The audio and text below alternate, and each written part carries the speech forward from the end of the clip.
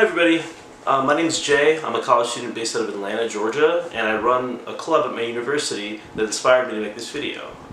Today I'm going to be talking about local creative communities, what they are, why you should consider involving and interacting yourself with one, and I guess how you can find one as well as how you can start one on your own.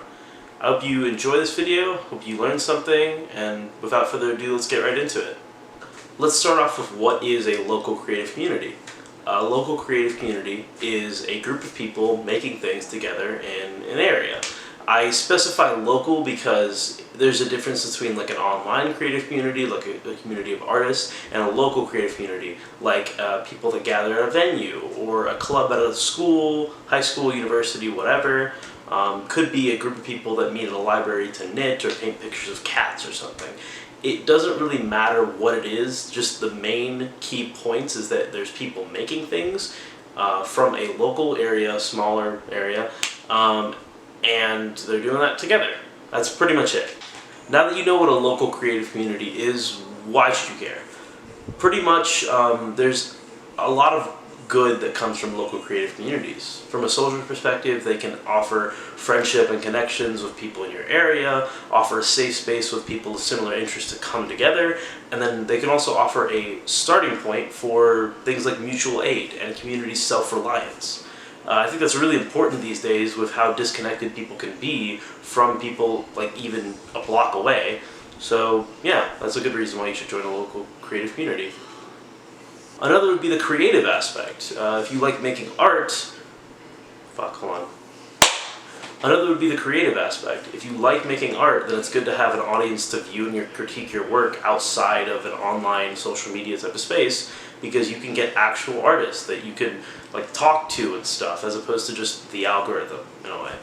As well, you also have people that you can collaborate with on creative projects and just make more creative friends and have people that you can view works of as well, to admire their work and see what other people in your area are creating. Lastly, from an overall human perspective, it's good to engage with your fellow humans in real meat space, as well as it's good to be able to learn how to work with people and organize things like that if you choose to get involved in the more like higher level like organizational part of a local creative community. For me personally, I don't know if I mentioned it because I've taken 1,000 different shots of this video, but I started a local creative community myself. At my college, I ran a club that inspired me to make this video because I gained a lot from it, and so did the people in the club, at least I think. And it showed me really what you can be done when you figure out how to wrangle a bunch of people together and get some stuff done. It offers a space for people to share their works, critique their other people's works, and get their works critiqued as well as having an audience that's not just like some people on a screen. You know, if you come to the local creative community, well, the club that we've made at my university, no matter if your work is good or bad, you'll get the same amount of time as everybody else to share what you have, and then you also have a space that you can have to create new friends and meet new people and work with people on different projects. We've got model makers, people who are writing movies and scripts, actors, music makers, somebody who's running a magazine right now, and we've got people making engineering research projects and other things in my club. It's a very important thing to join these types of communities, because not just in a college club or university club things like this happen. They happen everywhere, and you'd be surprised what kind of people you can meet and what kind of things you can get out of a local creative community. Now, if that's convinced you at all, or if you're interested in the idea of a local creative community, here's a quick little guide on how to find one. The biggest thing with local creative communities is they will usually have some type of gathering space. I would start with, well, first your interests, and then see what kind of people in your area have those types of interests that you have. Whether it be music, robotics, film, drawing, there's usually a group for something in your area. If you're in a bigger city, this helps, but even in a smaller town, you can still find occasionally groups that are adjacent to your interests. I would start looking online or at spaces that people will gather. So online, I'd start looking on Instagram pages, is how I found a lot of the local creative communities in our area. Public services and public places such as coffee shops, libraries, universities if you've got one near you. Pro tip, public universities don't actually need to, usually their campus is open, so you can sometimes get your way with sneaking into university events if you want to meet people like that. Libraries, coffee shops, universities. If you're a punk, the punk venues and music venues, art spaces, museums are all also amazing ideas as to where to find local creative communities. Did I mention libraries already? Libraries as well. Now, I don't necessarily suggest going to every single physical location, because that'd be a lot of time if you live in a big city, and a lot of driving if you want to meet with places that are like outside of your area.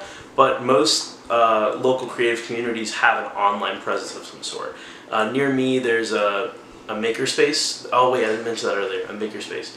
There's a makerspace, several of them in fact, that have meetups and robotics competitions and stuff like that, as well as a library system near me does a lot of like creative works at their public meeting room.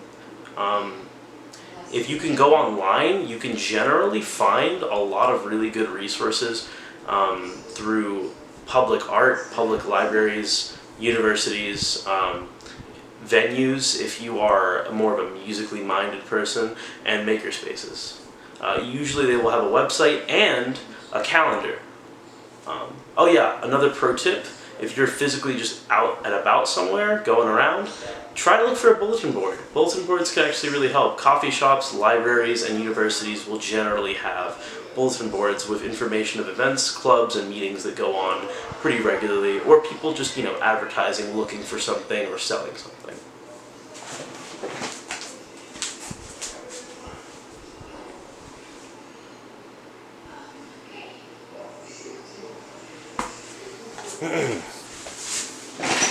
The last tip that I have for finding local creative communities is leverage. Once you find one or two local creative communities, it is significantly easier to find the next one.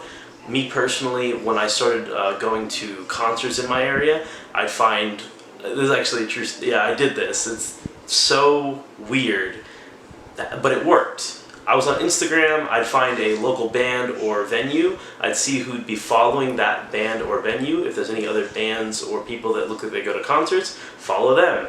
Usually bands, venues, and I guess genre aggregators. We've got like Atlanta Metal Community or Atlanta Punk Community on Instagram that post things about going to local shows and flyers and whatnot. You can do that as well through meeting people at like a club or a library or something like that. Pretty much, once you find somebody who's in a local creative community, it's significantly easier to find the ones that they're a part of or people that they know might be a part of. Now, assuming that you tried finding a local creative community but couldn't find one that was close enough to you or that really piqued your interest, you can go about trying to make one. That is what I did, and here's some tips that I used on my journey to make my local creative community. Step one is to find people with common interests and get them together.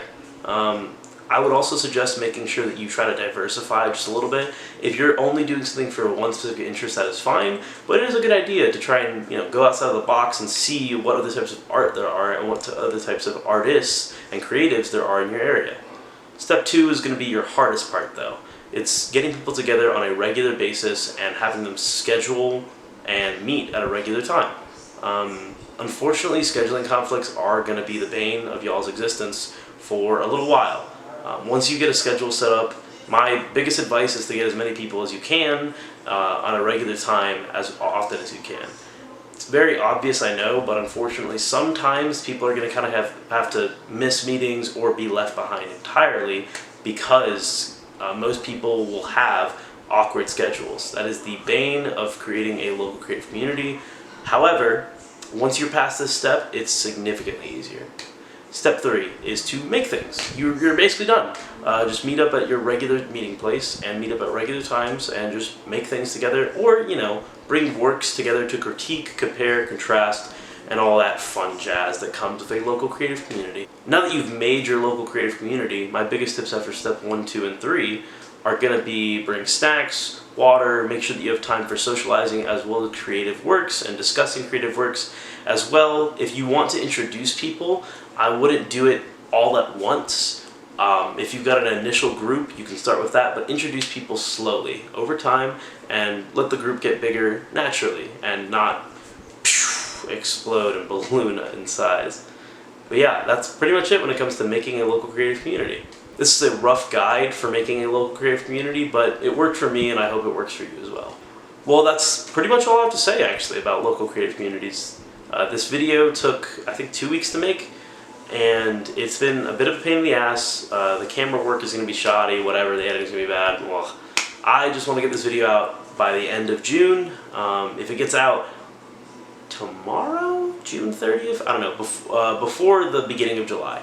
As long as it's out by the date, we are good. I actually created this video as a monthly creative challenge that I partake in, where I challenge myself to make a new project or something every single month.